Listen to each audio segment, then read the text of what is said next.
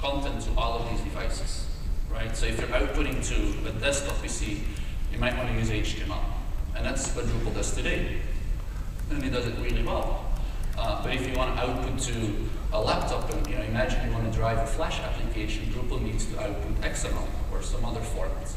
And that's where it gets a little bit more difficult for Drupal, although it does do it pretty well compared to some other systems. Now, if you want to output data to a TV, there might be another format of XML. On a tablet, you might want to use HTML5 with CSS3, and then if you want to build those native applications on your phone, to create the best experience, you do want to create a native app versus just a mobile app, I guess. And therefore, you need web services.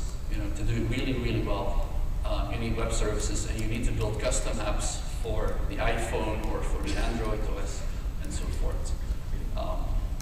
So if you think in terms of strategic directions for Drupal, I would say multi-device publishing, or mobile, if you will, is going to be key, given sort of the growth rate and the fragmentation of all of these devices. So right now, I put it in sort of the bucket for large organizations, because the larger organizations have the budget right now to actually do this. Right now, it's very costly to build an application that works on all of these devices. It requires quite a bit of duplication. I think by the time Drupal 8 is released, it's probably going to be expected for every website, even websites owned by individuals or smaller organizations. So I think it's really important for us to work on this. Now, if you translate that to more specific, more concrete initiatives, if you will, then it could look like something like this, where we need to focus on HTML5 support in Drupal 8, CSS3 support in Drupal 8, contexts, so people know, or developers know, or Drupal knows, whether we're generating something for a small device or a big device. And then for those people that want to build native applications to provide the best possible experience, we also need to get better at doing web services in Drupal core. All right. So let's go back to the other thing that I mentioned, which is any information. So increasingly more, we're connecting Drupal with all sorts of things, like maybe a mailing system, like MailChimp, or a user authentication system, or e-commerce, a hosted e-commerce platform, or a document management system, or even a CRM system like Salesforce. And in the future, I think that's going to be increasingly common to connect all these different pieces. So, sort of interoperability, let's put it that way. Interoperability, I think, is going to become increasingly important now for organizations, because these are typically the people with the budget to do actually all that work. But again, as the web evolves and the cloud evolves, I think people will just come to expect it for any kind of website, that it will be very quick and easy to do. So that actually translates to a number of initiatives as well, like clean APIs, so we can plug things in or plug things out, as well as with those APIs, sort of build all sorts of standards-based connectors to the extent standards exist today.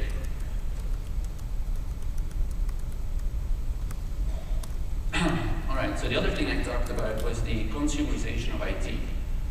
The fact that people want to run enterprise applications or access enterprise applications from their phones and expect like an end user experience or a consumer experience.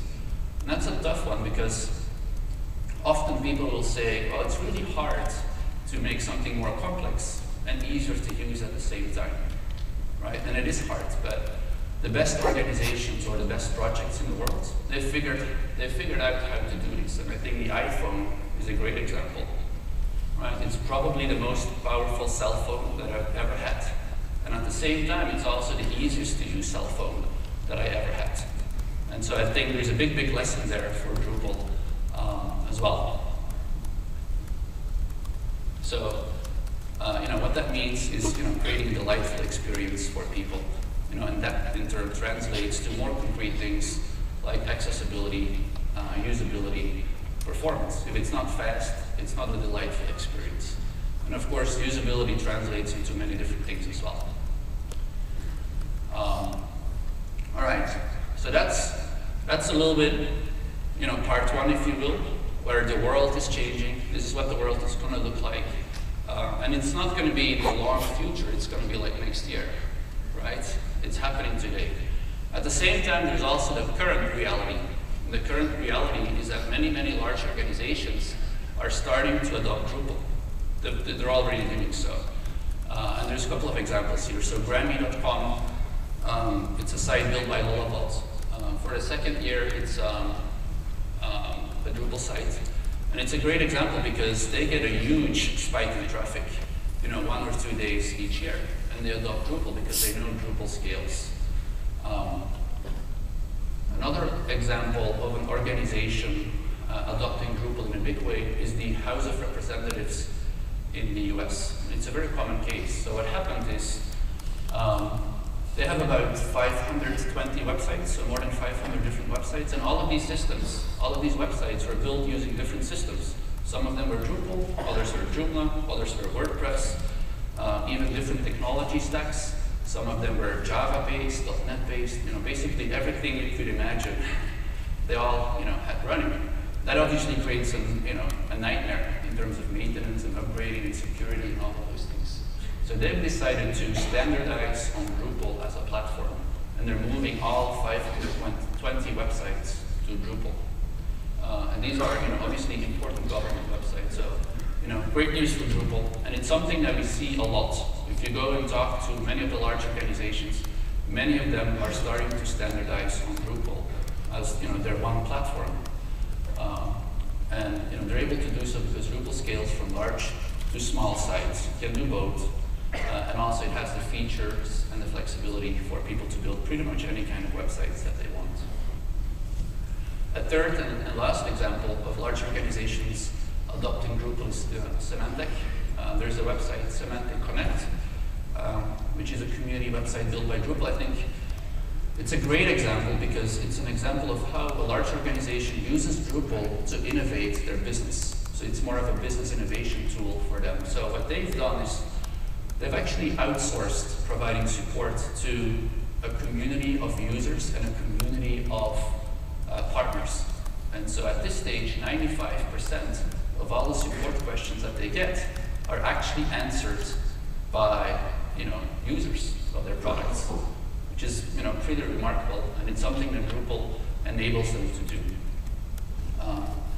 So I could keep talking for hours about lots of examples of large organizations adopting Drupal, but the point is they're adopting it now.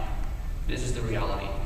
And so I spent quite a bit of time talking to them. I had phone calls with them, one-on-one meetings, talked to about 20 of the largest Drupal users out there, and really listened to what their pain points are.